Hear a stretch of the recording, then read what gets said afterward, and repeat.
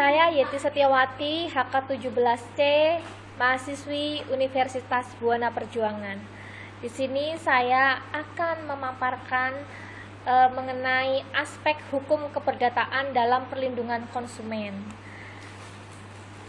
Hukum perlindungan konsumen dalam hukum perdata.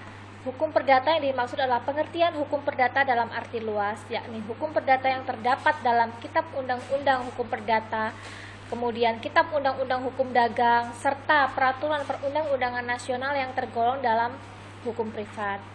KUHP Perdata walaupun tidak secara khusus menyebutkan istilah konsumen, tetapi ketentuan-ketentuan dalam KUH Perdata juga mengatur masalah hubungan antara pelaku usaha dan konsumen. Salah satu aspek hukum privat yang terdapat dalam buku 3 KUH Perdata tentang perikatan, yakni berkaitan dengan aspek hukum perjanjian maupun perbuatan melawan hukum atau PMH.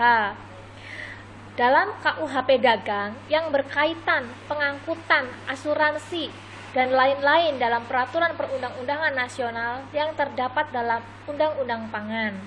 Kemudian permasalahan hukum yang terjadi antara pelaku usaha dan konsumen akibat salah satu pihak tidak mematuhi perjanjian transaksi ataupun berseberangan dengan ketentuan sebagaimana diatur dalam Undang-Undang Nomor 8 Tahun 1999 tentang perlindungan konsumen, lazimnya dikenal dengan istilah sengketa konsumen. Sengketa konsumen bersumber dari dua hal. Yang pertama, pelaku usaha tidak melaksanakan kewajiban sebagaimana diatur dalam Undang-Undang Perlindungan Konsumen. Kemudian yang kedua, pelaku usaha atau konsumen tidak mematuhi isi perjanjian yang dibuat atas dasar kesepakatan keduanya. Lalu bagaimana penyelesaian sengketa konsumen? Undang-Undang Perlindungan Konsumen memberikan dua macam ruang yang dapat ditempuh dalam penyelesaian sengketa konsumen. Apa saja? Yang pertama adalah pengadilan, yang kedua di luar pengadilan.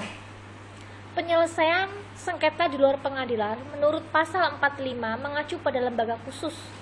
Bunyinya, penyelesaian sengketa konsumen di luar pengadilan diselenggarakan untuk mencapai kesepakatan mengenai bentuk-bentuk besarnya ganti rugi dan atau mengenai tindakan tertentu untuk menjamin tidak akan terjadi kembali atau tidak akan terulang kembali di dalam penyelesaian sengketa di luar pengadilan menurut pasal 45 mengacu pada lembaga khusus.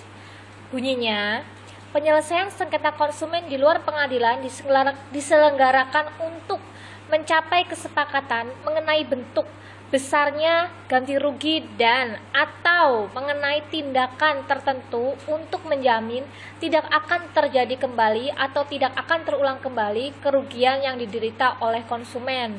Dengan demikian, mengacu pada pasal 45 dan 47 Undang-Undang Perlindungan Konsumen, terbuka 3 cara penyelesaian sengketa, yaitu 1. Penyelesaian dengan tuntutan seketika, kedua, penyelesaian melalui BPSK, dan yang ketiga, penyelesaian melalui pengadilan. Demikian sharing pengetahuan dari saya. Apabila ada kata-kata yang kurang berkenan atau kesalahan, kepleset sedikit, mohon dimaklum. Ya, terima kasih. Assalamualaikum warahmatullahi wabarakatuh.